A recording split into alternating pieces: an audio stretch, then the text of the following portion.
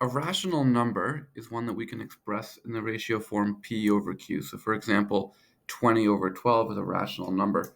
We've been reducing or simplifying those for at least a few years. The way you may have learned this is divide top and bottom by the same thing with their greatest common factor. So for example, I could divide both of these by 4.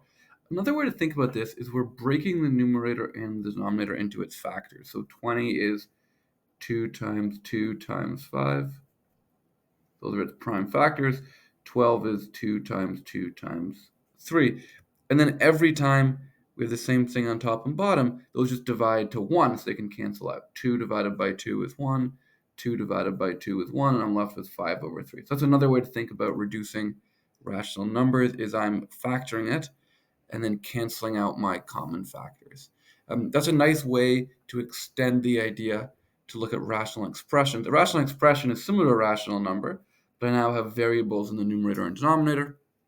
In this case, I've got x to the 4 in the numerator and x in the denominator. I can try to reduce it, simplify it the same way. Negative divided by negative is positive. 15 over 10, well, that reduces to 3 over 2. And then I've got x times x times x times x on the top. So I've got 1x canceling out with 1x on the bottom, and I'm left with x cubed on the top. So there's my reduced or simplified form. The one thing I need to be careful of is in math, our denominator can never be equal to 0. We can never divide by 0.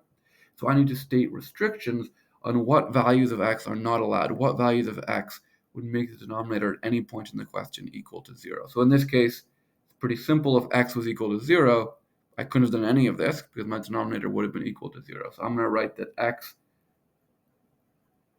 cannot be 0. So when I simplify rational expressions, I've got to make sure that I always state the restrictions. I'm going to try a couple more. We're going to kind of follow this same approach. I'm going to factor first, and I'm going to cancel out common factors from the top and the bottom. So we're going to use kind of our factoring techniques we've been working on all semester to solve these problems. I'm going to factor both the numerator and the denominator. The numerator shares a common factor of 2x. So if I divide both those terms by 2x, I'm left with x plus 5. On the denominator, if an expression begins with a negative term, I'm going to common factor out the negative, so these share a negative 3. When I divide them both by negative 3, I'm left with x. Negative 15 divided by negative 3 is positive 5. So I've broken this up into kind of a multiplication statement, and that's what allows me to cancel out. X plus 5 divided by x plus 5 is equal to 1. So I'm left with negative 2x over 3. And again, we just got to state our restrictions. What would make this denominator equal to 0? Well, it's when this bracket x plus 5 is equal to 0. So that means x cannot equal negative 5. So we're kind of using that same approach that we've used to solve quadratic equations in the past. What makes the roots of the denominator equal to 0? Negative 3 has no restriction. Of course, negative 3 will always equal negative 3. It will never equal 0. Let's try one more. So another factoring technique we have is simple trinomials. So I can factor this top, two numbers that multiply to 12 and add to negative 7. So I'm going to have t minus 4 and t minus 3. So I can't cancel anything out. I can't simplify until I've got numerator and denominator factored. And then on the bottom, before I start, I've got a common factor of t. And once I factor that out, I've got a simple trinomial. Two numbers that multiply to positive 9 and add to negative 6 are going to be negative 3 and negative 3 again. So it's going to be t minus 3 squared. So I've common factored and then factored the trinomial.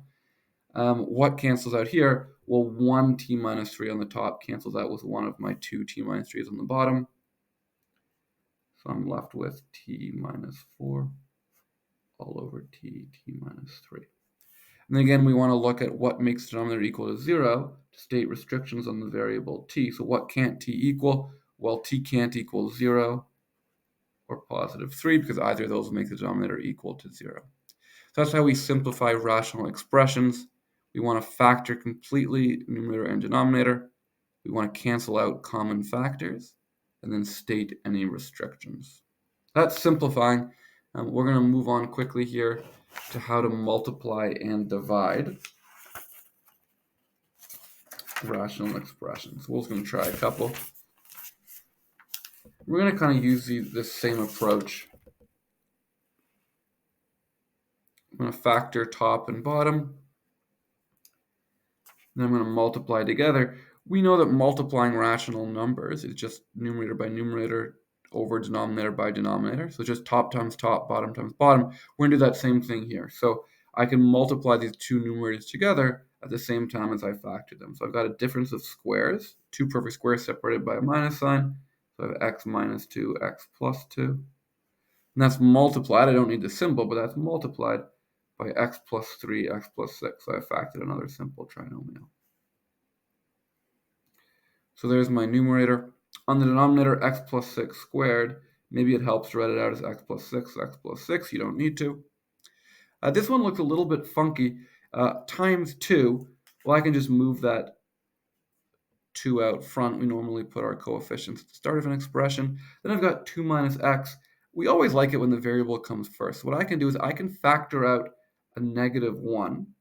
Let me just show you this here. I can factor out a negative 1, and that turns the x to become a positive. I can put it first, and then when I divide 2 by negative 1, it becomes minus 2. So if we want to flip the expression, flip the signs in the order, I can just factor out a negative 1. Okay, now we can look for, now that it's factored, I can look for anything that can cancel out top and bottom. So I've got an x minus 2 and x minus 2. I have an x plus 6 and an x plus 6. So my final answer is going to be negative x plus 2, x plus 3, divided by 2 times x plus 6. Now I've just moved that negative up to the numerator. Okay, so again, we're looking to factor, put together the numerator and denominator when I'm multiplying rationals, and then cancel out common factors, and of course, let's state restrictions. Here I see that x can't equal negative 6, but the denominator can never equal 0 at any step in the problem. So even if I've canceled out parts of the denominator, I still have to look for restrictions. So x also can't equal 2, because that would have made the denominator 0 as I was working through. So be careful that you state restrictions.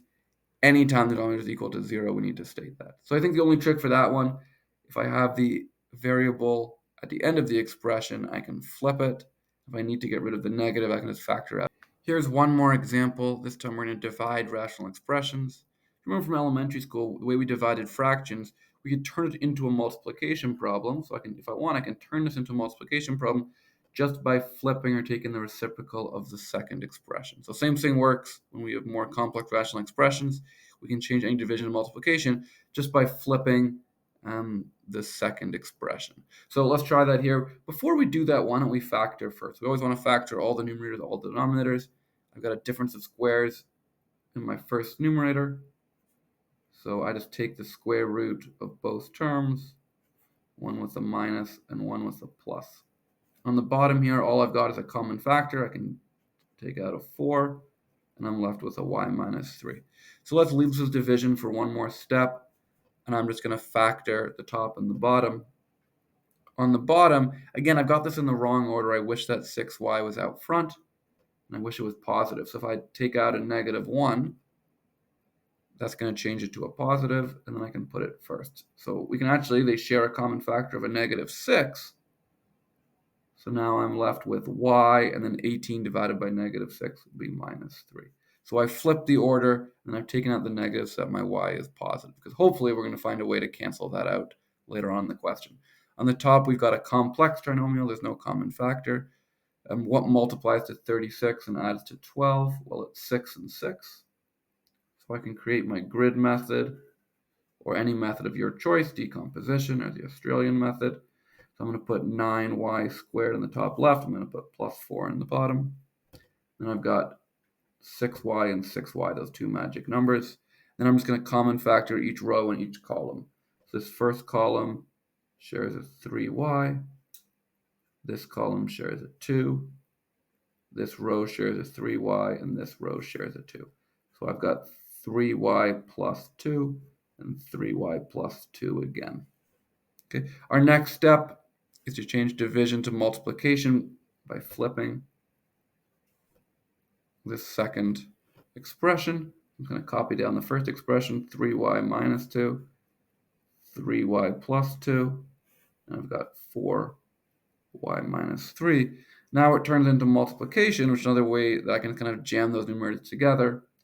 I've got a y minus 3 and a negative 6. I'm just going to put that negative 6 out front where we normally put the coefficients. The order doesn't matter when I multiply.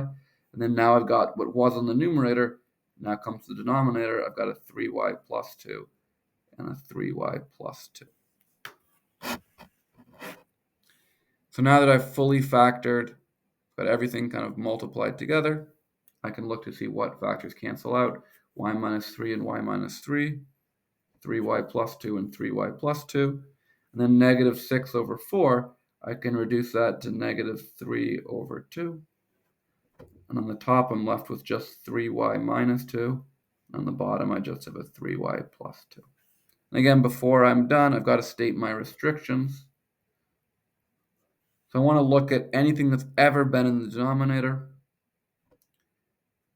And the convention is usually to list these in order of least to greatest. What makes this bracket equal to 0? Well, that's going to be negative 2 over 3. You could also set it equal to 0 and solve. And then I've also got this y minus 3 bracket. So y also cannot be equal to 3. So that's how you divide. It's just one extra step of flipping the second fraction. And then same as always, we multiply, we factor, we simplify, and we state restrictions. Okay, thanks for watching, and send me an email if you have any questions.